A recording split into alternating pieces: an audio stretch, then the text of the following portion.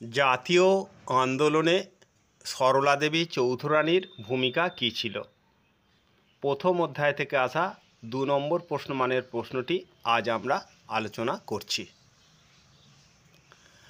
ভারতী পত্রিকার সম্পাদিকা তথা জানকীনাথ ঘোষাল ও স্বর্ণকুমারী দেবীর কন্যা সরলা দেবী চৌধুরানী জাতীয় আন্দোলনে এক অসামান্য ভূমিকা পালন করেছিলেন। প্রথমত, সরলা দেবী চৌধুরানী কবিতা ও গানের মধ্যে দিয়ে স্বদেশপ্রেম সঞ্চারিত করেন। বঙ্কিমচন্দ্র চট্টোপাধ্যায়ের বন্দে মাতরম সঙ্গীতটি জাতীয় সঙ্গীত রূপে তিনি প্রথম উপস্থাপিত করেন।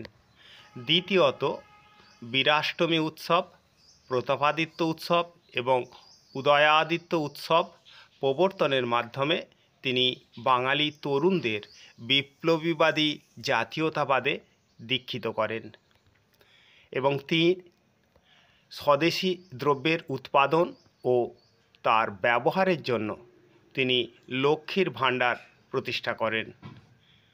নারী জাতির কল্যাণের জন্য তিনি 1911 খ্রিস্টাব্দে ভারত স্ত্রী মহামণ্ডল প্রতিষ্ঠা করেন।